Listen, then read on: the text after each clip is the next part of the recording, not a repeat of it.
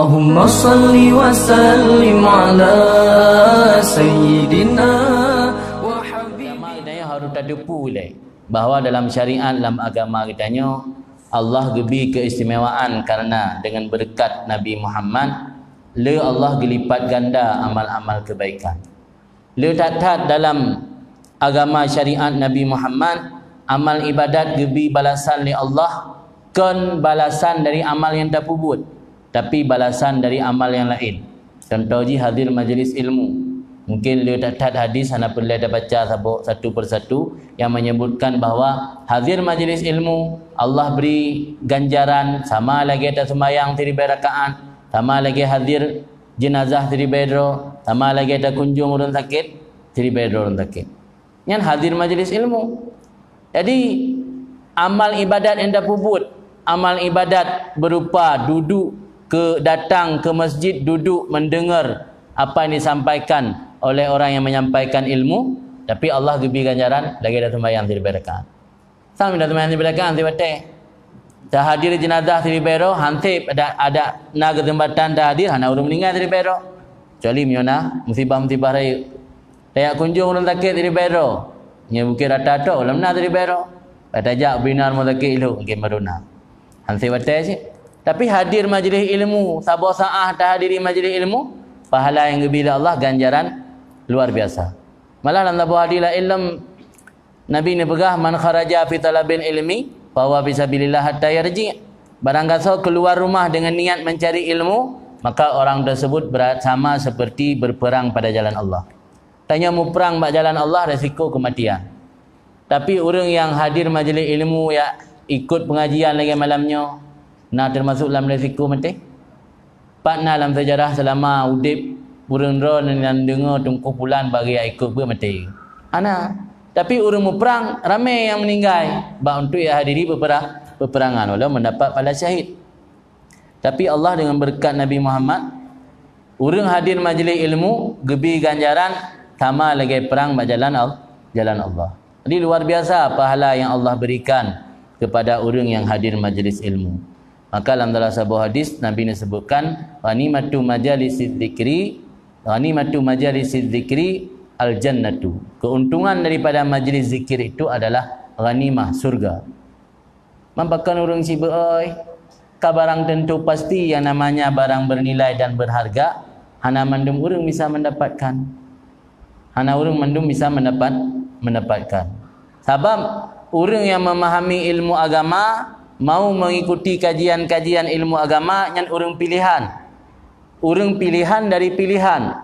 Pertama Allah dijadikan dia sebagai makhluk, hamba.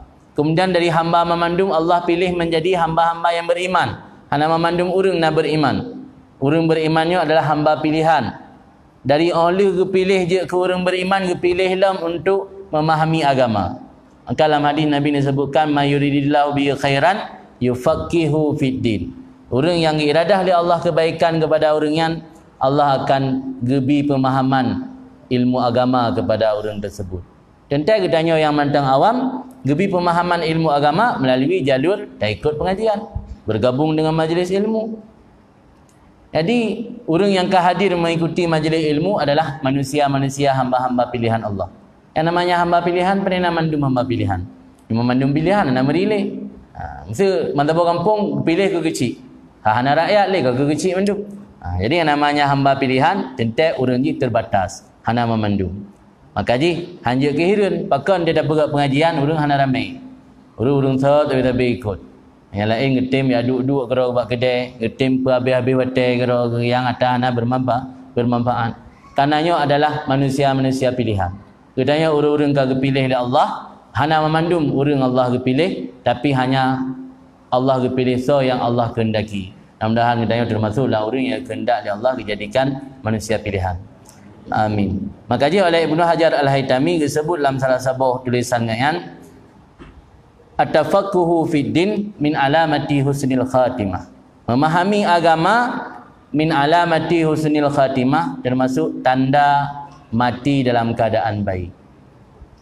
Timnya katanya karuh bergabung dalam majlis ilmu, hadir mengikuti pengajian-pengajian, mengikuti zikir-zikir, yang katanya termasuk urung-urung yang kana tanda mati dalam keadaan husnul khatimah.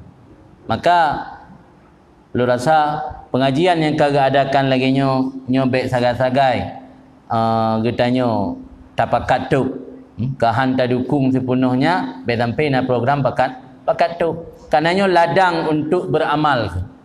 Pengajian yang lagi nyo ladang untuk mendepositokan amal ibadat tayo. Karena lagi lembagah benar tayo udip di akhir zaman han sanggup tayo ibadat leletat rakaat. Mungkin lagi sosok Imam Ahmad bin Hanbal nak cerita-cerita dalam kitab ibadat malam menteng yang lertu rakaat di malam. Yang sembahyang sunat. Lertu rakaat sembahyang sunat di malam. Yang dalam keadaan sehat, dalam keadaan sakit separuh. Serta 50. Sakit serta 50 sembahyang sunat. Itu yang sehat 20 mentang hai. Jadi cara je kibansit Allah banyak cara untuk guna bi anugerah kepada hamba. Salah satu je majlis ilmu. Maka lu sampaikan majlis ilmunya adalah ladang bagi kitanya untuk melipat ganda amal kebaikan. Maka baiknya upaya-upaya untuk tutup majlis ilmu. Ada je majlis ilmunya baik 2 bulan 3. Benar mesti minggu 3, kahana minggu 3, 2 minggu 3. 3 minggu 3. Abang kepegah di salah seorang ulama salafus saleh iaitu Al-Fattah Musili, Fattah Al-Musili kepegah dengan bahawa kira orang sakit ketika hana tabi makanan dan obat dalam jangka waktu leheuro mati orangnya. Urang sakit hana tabi ubat, hana tabi makanan leheuro biasa mati. Menansi ate katanya ketika leheuro hana tabi masukan berupa mauizah dan hikmat-hikmat atau ilmu-ilmu agama hana tasirami dalam hati akan gersang. Hati danyo akan gersang. Hati yang gersang, hati danyo hana bersinar. Akan sulit untuk beramal kebaikan. Maka salah satu penyebab katanya beramal kebaikan adalah karena hati gersang. Malah oleh Imam Syafi'i disebutkan bahawa salah satu cara supaya hati kitanya bersinar di samping ijtinabul ma'asi iaitu tarku malayani, meninggalkan perkara yang tidak bermanfaat, itu adalah salah satu cara supaya hati bersinar. Maka ulang lemno pakai nuranya le urang kualitas ibadat hana bagaian kualitas ibadat karena salah satu penyebabnya adalah membuang-buang waktu. Idza'atul waqti membuang-buang waktu perkara-perkara yang tidak bermanfaat. Termasuk duduk di warkop, duduk bajambu jaga, mabih wate, jim-jim ina. Yang untuk hadir di masjid, nah tungku imum panjang baca bacaan tiga, kaji ke masalah. Murau-urau je ke bahan cerita lang kampung. Tungku imum panjang baca doa, murau-urau je ke bahan cerita lang kampung. Tapi kitanya tak habis wate, jim-jim taduk ba warung, taduk ba jambu jaga, yang tak anggap hal biasa. Padahalnya salah satu hal yang dalam agama tanya benci karena senang. Malah jika salah satu tanda Allah kutuk tanya iaitu menyia-nyiakan waktu. Termasuk perkara yang tidak bermanfaat iaitu mempergunakan lisan yang diberi oleh Allah sebagai nikmat bagi kitanya dan pergunakan bab perkara-perkara yang Allah tidak menghendaki.